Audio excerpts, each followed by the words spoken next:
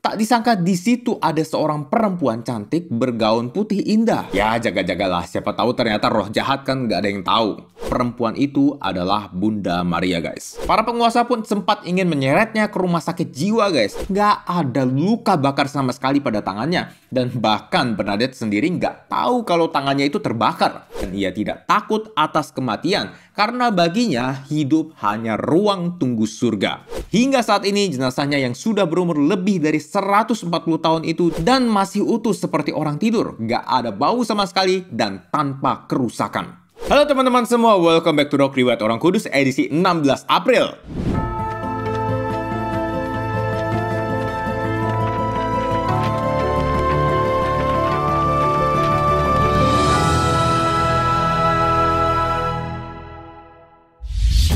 Hari ini kita akan membahas riwayat dari Santa Bernadette Soubirous, pelindung orang yang diejek karena iman. Sebelum kita mulai, silahkan share dulu video ini supaya semakin banyak orang dapat hidup kudus lewat teladan para Santo Santa. Oke, tanpa berlama-lama lagi, mari kita mulai!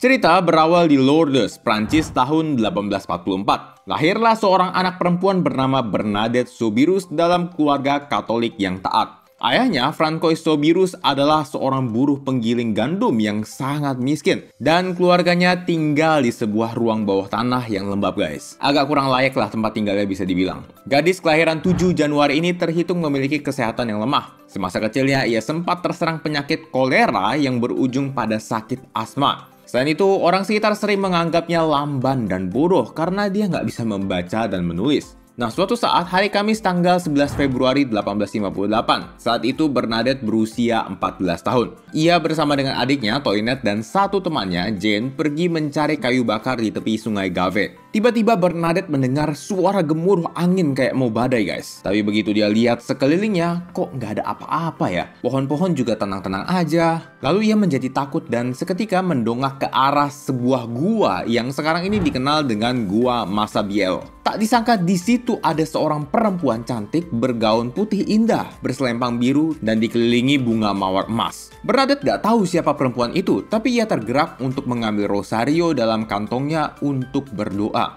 Tapi ketika mau berdoa, dia nggak bisa membuat tanda salib guys, karena sudah terlanjur lemas. Baru setelah perempuan itu membuat tanda salib, Bernadette dapat mengikutinya. Ia kemudian mulai berdoa dan perempuan itu juga ikut menggerakkan manik-manik rosario pada jari-jarinya. Tapi ia tidak berkata sepatah kata pun. Dan setelah doa selesai, perempuan itu pun menghilang. Dalam perjalanan pulang, Bernadette kemudian bertanya apakah adik dan temannya itu melihat apa yang dia lihat. Dan ternyata mereka nggak melihat atau mendengar apapun guys. Ia pun lalu menceritakan pengalamannya itu dan sayangnya nggak mendapat respon positif guys dari pihak kerabatnya. 3 hari setelahnya, hari Minggu, walau sempat dilarang ayahnya, Bernadette kemudian kembali ke Gua Massabielle untuk melihat perempuan itu lagi sambil membawa air suci. Ya jaga-jagalah, siapa tahu ternyata roh jahat kan nggak ada yang tahu. Dan ternyata perempuan itu kembali muncul di hadapannya guys. Dia lalu memercikinya dengan air suci, tapi nggak terjadi apapun. Malah perempuan itu hanya tersenyum guys. Dan mereka pun kembali berdoa rosario bersama.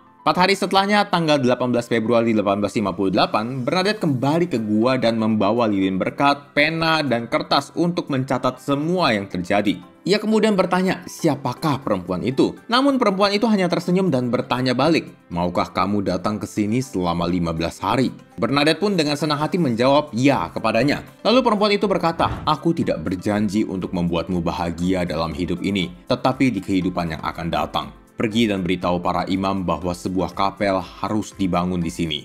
Lalu selama 15 hari ia mendatangi Gua Massabielle walau dia belum tahu siapa perempuan itu. Orang-orang pun mulai penasaran dan mengikutinya setiap kali ia pergi. Dan setiap hari jumlah yang mengikuti semakin banyak guys. Sampai ratusan bahkan ribuan orang.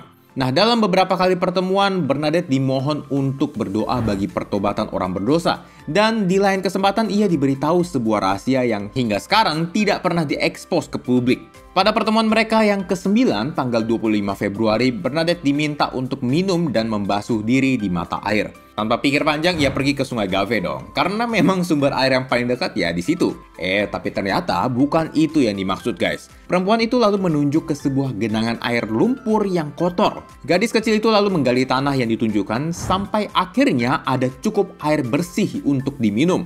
Dan keesokan harinya, genangan kotor tadi telah mengalirkan mata air bersih yang hingga saat ini masih aktif guys. Tak lama setelah itu, tanggal 1 Maret 1858, mukjizat terjadi pada seorang ibu rumah tangga bernama Catherine Latapi. Dua jarinya lumpuh akibat kecelakaan tahun 1856. Dan setelah ia memasukkan jarinya ke dalam mata air Lourdes, seketika saraf-sarafnya kembali aktif dan dua jari itu menjadi sembuh. Dan mukjizat ini membuat Gua Massabielle semakin terkenal guys. Besoknya tanggal 2 Maret, perempuan itu kembali meminta Bernadette menemui pastor dan memohon agar sebuah kapel dibangun di atas tempat itu. Akhirnya permohonan ini disampaikanlah ke pastor parokinya, Pastor Peramale. Sayangnya, pastor malah mengabaikannya dan menganggap Bernadette halu, penipu, dan pamer. Agak sedih ya guys, sebenarnya Pastor P nggak jahat loh, cuman emang dia belum percaya aja. Pastor kemudian meminta Bernadette untuk menanyakan nama perempuan itu dan meminta bukti kehadirannya dengan memunculkan bunga mawar. Yang sebenarnya agak mustahil guys, karena waktu itu belum musimnya mekar. Tanggal 3 Maret Bernadette kembali ke tempat itu dan menceritakan persyaratan dari pastor.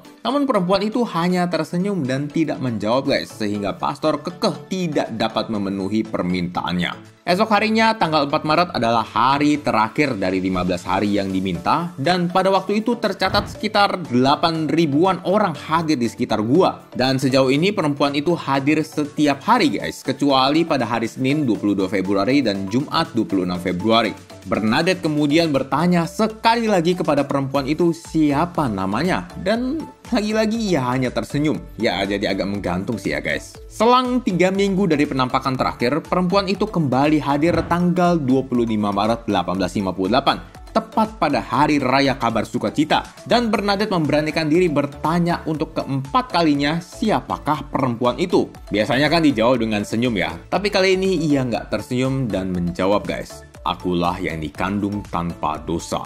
Atau dalam bahasa Inggrisnya, I am the Immaculate Conception. Wih, ini mind blowing banget loh. Tapi waktu itu Bernadette gak ngerti guys, apa sih Immaculate Conception itu.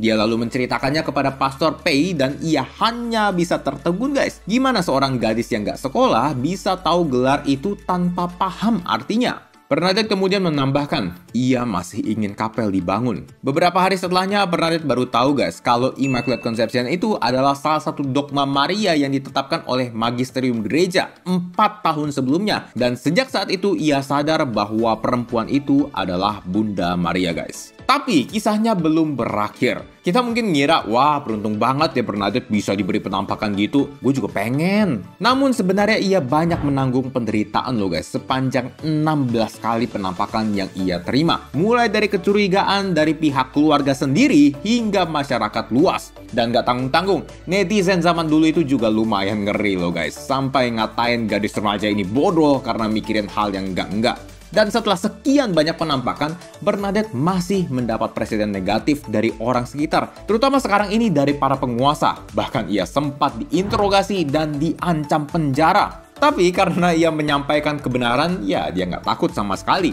Kalaupun masuk penjara, ya sudah, karena dia juga miskin. Bahkan bisa jadi penjara lebih mewah daripada rumahnya yang hanya satu ruangan kecil itu. Para penguasa pun sempat ingin menyeretnya ke rumah sakit jiwa guys, tapi berhasil digagalkan oleh Pastor Pei yang sudah percaya padanya. Tanggal 7 April, Bunda kembali datang kepadanya dan kali ini ia diawasi oleh seorang dokter yang skeptis bernama Dr. Pierre Romain Dozous. Dokter dengan teliti memperhatikan gerak-geriknya dan melihatnya berdoa rosario dengan sangat kusyuk sambil memegang lilin. Tapi karena angin yang cukup kuat, api tersebut jadi agak besar dan membakar tangan Bernadette guys. Namun uniknya setelah dicek oleh dokter, nggak ada luka bakar sama sekali pada tangannya. Dan bahkan Bernadette sendiri nggak tahu kalau tangannya itu terbakar. Ajaib kan ya? Berbagai mukjizat silih berganti terjadi, namun otoritas setempat semakin meradang sehingga pada akhirnya tempat penampakan tersebut disegel oleh wali kota Lourdes. Siapa saja yang datang bahkan membicarakannya akan didenda. Selang beberapa bulan, tanggal 16 Juli 1858, Bernadette sedang menikmati komuni kudus ketiganya di dalam gereja. Dan tiba-tiba dalam hatinya ada dorongan untuk kembali ke Gua Massabielle.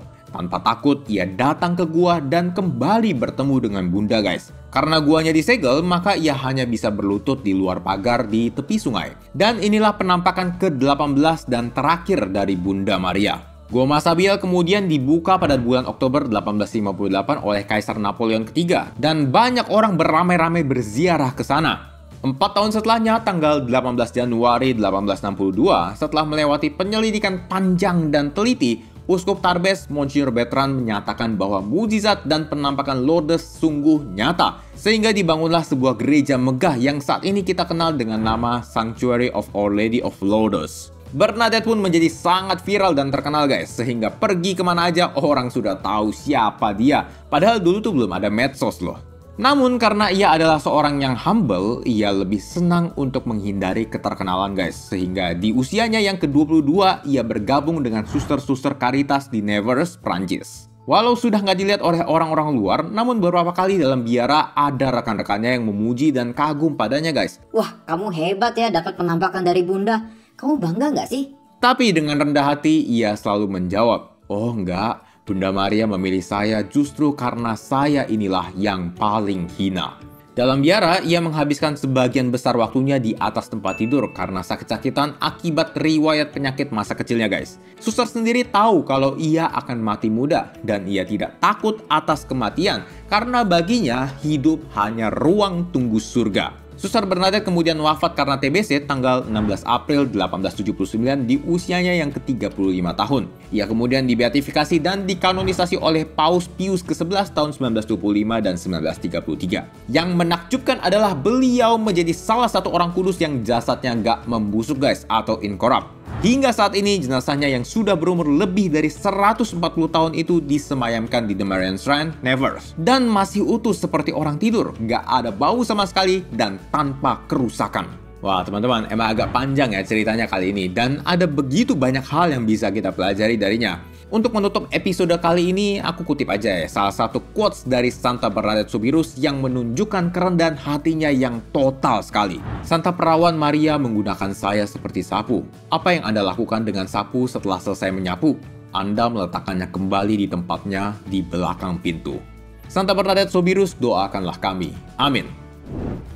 Oke guys, begitulah kisah hidup dari Santa Bernadette Soubirous. Kalau teman-teman merasa video ini bermanfaat, teman-teman boleh like, subscribe, dan share untuk mendukung pengembangan channel ini. Terima kasih sudah menonton dan sampai jumpa di Rock edisi selanjutnya. Au revoir!